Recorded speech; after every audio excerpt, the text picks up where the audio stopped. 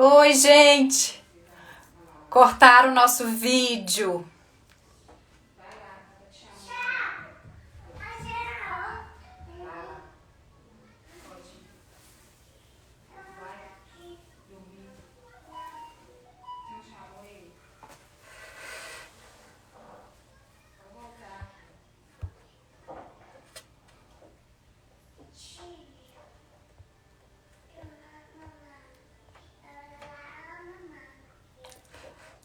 Ah, então, Mari.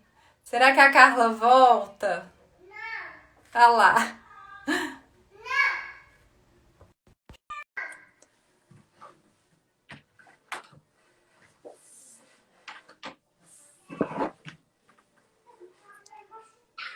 Ai, que horror, hein? Voltei! Nossa senhora, avisaram que um minuto restante cortaram. Ah, que isso? Não deu nem tempo de Eu nem falar, né? falar. Falei, não, vou voltar, né? Fez bem. Eu falei assim, gente, eu vou tentar ver se ela volta. Se ela voltar, a gente conclui. Agora a Falei, gente já tem tá, um não tempinho deixaram aí. nem pedir nem nada, então vou voltar. Quanto tempo a gente tem agora ainda? Pois é, não, mas então se você quiser assim encerrar, né, falar a questão do prontuário, que Ah, você... sim. e aí a É, gente eu quero falar, tem uma coisa que falar a questão do prontuário, que é falar, voltar, né? Falar que ele tem que ser realmente muito detalhado, ele tem que realmente apresentar o quadro que o paciente apresentou ali naquele tempo que ele ficou internado. Ele não pode, de maneira alguma, ser negado ao paciente. Porém, existe aí um cuidado que se tem que ter.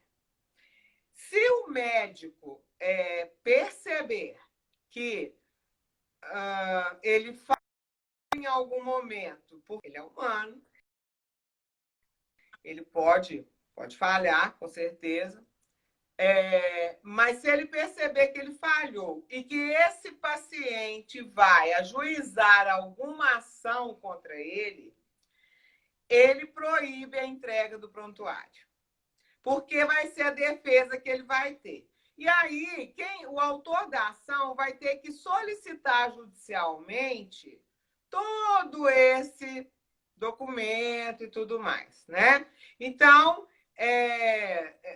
de qualquer maneira, é importante saber que o paciente pode sair do hospital e deve não só pedir a alta, mas pedir também o seu prontuário. Não quer entregar, não? Fala assim, ó, doutor, você conhece o artigo 88 do seu Código de Ética Médica? Pois é, conheço eu, me entregue. Então, é importante, gente, a gente falar do seguinte.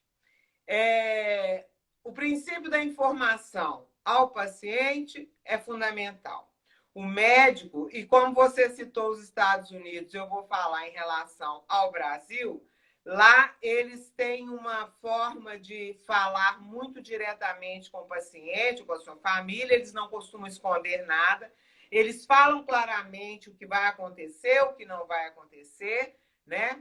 Mas no Brasil, não. Nós temos aqui, os médicos têm um certo receio, né? Existe aí uma questão também do paternalismo, vamos dizer assim, em querer preservar a família, e talvez por esse motivo surjam tantas ações, né?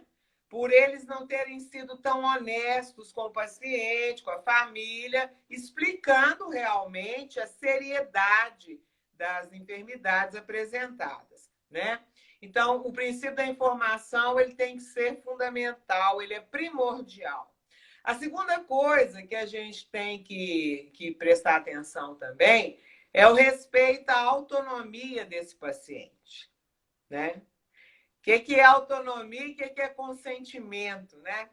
É uma coisa que se questiona muito hoje, não é mesmo? Esse paciente, quando ele trabalha com a questão da autonomia, muitas vezes ele vai ficar ele tem capacidade para decidir o que é melhor para ele tem aí o conhecimento do que ele pode realmente decidir que para ele é melhor, né? E o consentimento, ele tem como consentir isso sendo um menor?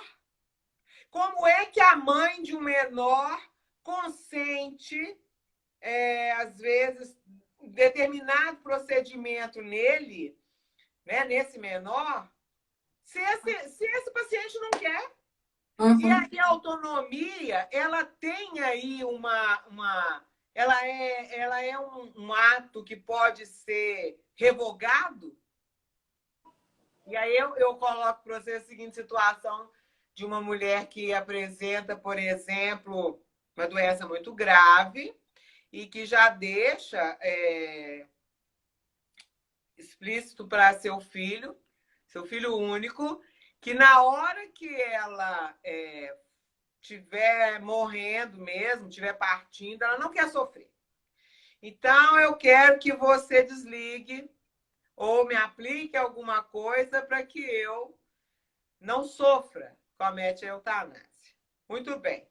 Ele conversa com os médicos e a autonomia da vontade diz que ela tem o direito de escolher o que ela está pedindo. Porém, na hora de aplicar este medicamento que pode tirar-lhe a vida, essa mulher, num impulso, num medo da morte, talvez, aperta a mão do filho e olha para ele como quem diz, não quero. E aí? A autonomia dela pode ser revogada? Sim. O desejo dela é que ela não morra. Ela quer continuar, mesmo que ela saiba que ela vai morrer. Uhum. Né?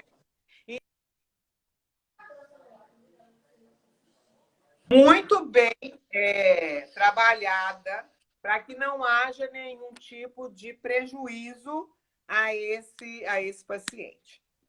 Bom, outra coisa que a gente tem que prestar atenção também é em relação ao direito penal, né? Nós falamos até agora de responsabilidades do civil. E no penal, a Neidinha não está aí, não? Partiu o crime? Ela estava. Aí depois, não sei se ela voltou. Então, é a área dela, né? Mas a gente sabe que, no caso do direito civil, a gente fica muito presa à questão patrimonial, né? Já não, a responsabilidade é uma responsabilidade coletiva. O autor é a sociedade, né? Então, nesse caso, a responsabilidade do penal é a pena que ele vai cumprir, né, a partir da constatação daqueles pressupostos que nós falamos, que são a imperícia, a negligência e a imprudência. Dizendo ao rapaz que perguntou, que eu esqueci o nome, um nome diferente, né? É o quê? A imprudência e a negligência, que é isso. A imprudência e a negligência, elas se adoram, elas vivem juntas, né? E aí, nós temos na negligência alguns pressupostos que são interessantes, Kedson, para você entender melhor isso. Por exemplo, o médico. Abandono do doente é um elemento pressuposto da negligência, tá? Então, se o médico abandona o paciente, é necessário, ele foi negligente. Se ele faz a omissão do tratamento, por exemplo, o paciente tem o direito de saber todas as alternativas que ele tem de tratamento para que ele também possa optar dentro da sua autonomia e dizer qual ele quer. Embora o médico saiba qual possa ser o melhor. Mas ele também o paciente tem o direito de falar, olha, eu gostaria muito de tentar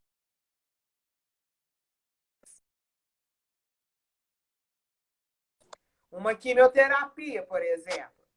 Por mais que o médico fale, não, vamos tentar uma quimio vermelha que, então, de uma hora para outra, ela vai fazer um resultado mais rápido, o paciente não aguenta e aí? A imunidade cai, começa a ter problemas, não é? Então, vamos fazer paulatinamente. Não, eu quero, doutor, fazer, mas eu quero fazer paulatinamente. Eu não quero de uma vez. O paciente tem todo o direito de escolher esse tratamento. Então, outra coisa, negligência de um médico por omissão de outro. Foi o que nós falamos lá atrás, quando alguém perguntou se o médico responsável pelo método da cirurgia responde pelo erro que ele cometeu. E a prática ilegal por pessoal técnico, né? Às vezes um técnico de enfermagem, por exemplo, fala que ele é o médico ou ele é enfermeira, né? Ou o psicólogo passa por um assistente social, né? Então, nós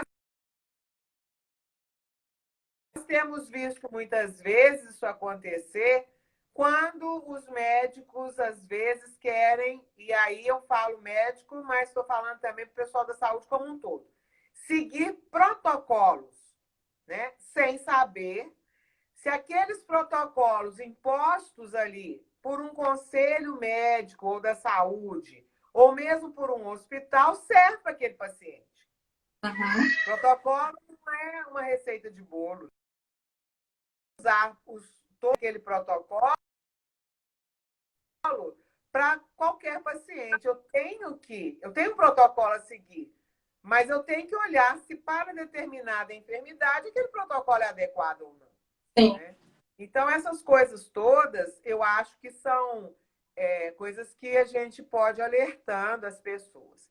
E uma última coisa que eu queria falar, que muita gente não sabe, é que hoje em dia nós já temos, né, mais divulgado aí, o testamento vital. Você pode deixar por escrito, registrado em cartório, se quiser, ou dito a alguém da sua família, eu não, momentos finais da minha vida que aconteça. Intubação, eu não quero ser intubada, tá? Eu vivo falando isso lá em casa. Olha, eu falo com as minhas irmãs, eu não quero ser entubada. Elas falam, mas se você estiver morrendo de falta de ar, eu falei, deixa eu morrer. Não quero. Então, eu posso deixar isso escrito? Posso. A minha vontade tem que ser respeitada? Sim. É um testamento como qualquer outro. E hoje nós temos aí as tecnologias, as ferramentas, os robôs que daqui a pouco estarão também fazendo aí cirurgias. Nós já temos, inclusive, né? Cirurgia bariátrica hoje, ou mesmo de transplante, já é feita por robô. Você pode, inclusive, deixar, por exemplo, falando que você não quer. Né? Eu quero ser operada por um médico humano. Tá. Então, as coisas que você acha que você não quer passar, você pode deixar todas elas registradas como testamento vital. Lembrando que, do mesmo caso da senhora que eu contei aí, no caso da eutanásia, na última hora ela tenta revogar, você também, mesmo tendo escrito a sua vontade, né? Não quero mais, você pode revogar. Né? Então, essas coisas acho que são importantes para que as pessoas que não estão na área da saúde, na área médica, consigam perceber mais, né, o que elas podem pedir ou não. Por exemplo, medicação usada no hospital. Quando você vai embora, o paciente tem todo o direito de falar, eu quero esse medicamento que você estava me dando aqui, eu quero levar para casa. Ele pode solicitar tudo, e isso o hospital não fala. É gás, é esparadrapo, né? Tudo isso. Então, essas coisas do senso, para o senso comum, elas fazem a diferença. Com certeza. Né? Ô, Carla, nossa, eu só tenho a te agradecer. Primeiramente, pedir desculpa pelo corte, assim, repentino, né? É isso, faz parte. Eu vou voltar para a gente finalizar nosso conteúdo. Muito obrigada pela sua presença, pelos seus esclarecimentos. Deixa seu Instagram para o pessoal te seguir, né? Que às vezes tem alguma dica interessante. Sim, o meu Instagram é @FeniciaCarla, FENICIA, Carla, dois e-mails, zardos@terra.com.br, Uhum. zardos@terra.com.br ou carlafenicia@gmail.com. Muito E deixo aí também o telefone, caso alguém tenha alguma dúvida, queira me ligar para retirar. 55 Brasil, né? 31 98755 1205. Paulinha, eu queria aproveitar um momento que a gente está aqui encerrando e, além de agradecer a você, a Michele, a Neidinha, por toda a oportunidade da gente poder prestar esses esclarecimentos, nós temos feito também um trabalho de prestação de serviço mesmo a pessoas mais carentes, dando bem. informações, ajudar em relação à saúde. E eu queria muito agradecer a dois parceiros que têm nos dado, se você me permitir, Claro. muito apoio, sabe? Uma delas, o primeiro deles por incrível que pareça, é a banda Conexão BH, que tem feito muitos shows beneficentes para ajudarmos a essas pessoas carentes, que eu tenho só a minha gratidão, né, a eles. Dizer que o Instagram deles no YouTube, né, é a banda Conexão BH, tudo junto. Uhum. Aliás, convido vocês para assistirem dia 22/8, às 20 horas, a live que eles estão fazendo agora no Instagram, né? Vão fazer dia 22, Uhum. para, inclusive, já com a permissão, né? Tudo direitinho da polícia, todas as coisas legais, né? Para ajudarmos também a uma instituição. E agradecer também a Dream Education, que é uma instituição de educação criada por professores para que também vem dando muito apoio à recuperação desse doente da oncologia, principalmente, que muitas vezes fica afastado da escola, né? A criança, por exemplo, né? Que não tem como ir porque a imunidade está baixa e tal, e eles têm feito um trabalho muito interessante. O Instagram deles é Dream Education to Woman, tudo junto. E esse Tá. woman é com EN, porque é plural, né? Mulheres. Então, eu deixo aí, né, para que vocês possam acompanhar esses dois canais também. E agradecer a vocês, dizer que essa iniciativa de vocês é fantástica, Ah, porque nesse momento de pandemia em que vivemos, esse bate-papo faz muito bem e as tá. pessoas se sentem muito acolhidas, né? Que Com vocês certeza. possam continuar com todas e, precisando, eu estou às ordens. Com certeza. Nós te agradecemos muito. Obrigada. Uma live maravilhosa, assim, assunto magnífico. E com Obrigada. certeza nos falaremos em breve. Se Deus quiser. Um Muito beijo para obrigada. vocês. Fica com Deus. Beijo. Tchau. Vocês também. Obrigada a vocês. Tchau.